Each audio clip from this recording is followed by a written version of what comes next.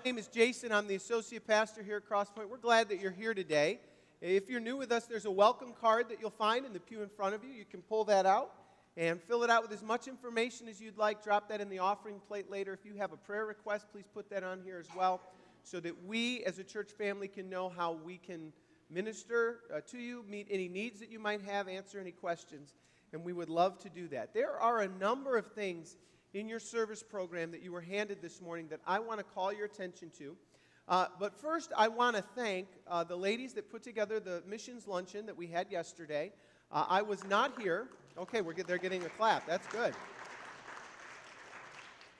Could have done better, but that's okay. We're very appreciative for all the work that you put in for that. And I've been told that it was a fantastic success, and so we're thankful for the work that you did.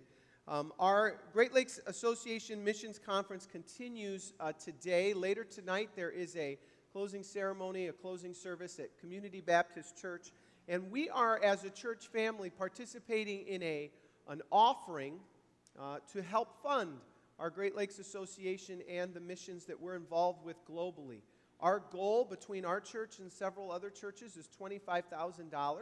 And so this morning, when we take our offering, we're inviting you to participate in that collection as well. And the way that you can do that is use a standard offering envelope that you see in front of you and fill it out and make sure in the memo on the check, and then if you don't use a check, if you just use cash, write on the envelope that this is for the Great Lakes Association Missions Conference. If you give online, there are ways in which you can designate or let us know where you want that money to go. And so we would appreciate it if you would be thinking about that. If this is the first time you've heard of it and money is a conversation that happens at home and not in the pew, then you can go home and talk about that, and we'll certainly accept that next week for our missions conference as well.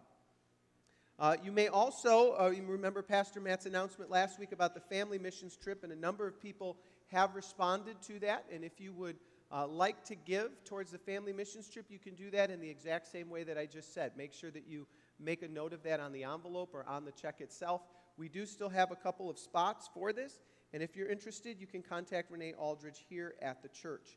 Today or tomorrow is our last call for tickets for Home Plate. We will be ordering them tomorrow, so please order them or let us know today that you intend to come to that so that we can make sure that you have a ticket for that. Later today, we're going to see a video of our nursery school. They will be here in the second service. So by the time this service lets out, you'll leave here. There's going to be a lot more families here than we're used to, than we typically have on a Sunday. Be kind, right? Don't wonder who ate the last donut. Instead, say hello, greet them, and let them know that you're happy that they are here today. And it may have been me that ate the last donut, so let's just be okay with that. We have a membership class today in room 214 after the 11 a.m. service. That's the first room on the left as you start walking down the hallway. That's it. I'm done. There may be more things, but I won't keep going. What we want to do right now is come to the Lord in prayer over our offering. And as we do, I want to make you aware of three things. Last week, we prayed specifically. Pastor Matt brought up the name of Brian Lynch. Brian is the son of Ron Lynch, who's usually counting people. He's up in the balcony right now. Don't turn and look. He's shy.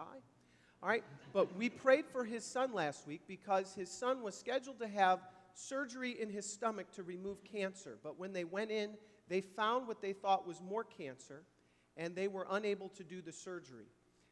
By Thursday of this week, Ron's son had the surgery that we were praying that he would be able to have. What they thought was cancer in his stomach was not, and they were able to remove his stomach, and give him what they were hoping would have happened. And that, we believe, is an answer to prayer. And so we felt like we needed to communicate that to you as a church. Also, last week, there was a bit of a ruckus in the first service as I left because Jim Johnson's father was dying. And Jim's parents both have gone to be with the Lord in the last month. If you know Jim Johnson, if you're a part of our church, you know that his parents were important to him. Be praying for his family. They will continue to have visitation today in Royal Oak.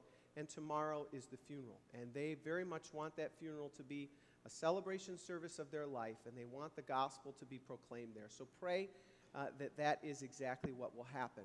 And then Last night, some of you were made aware that one of our younger people here at our church, a fifth grader by the name of Ryan Gusmano, had an accident at a hotel involving his hand.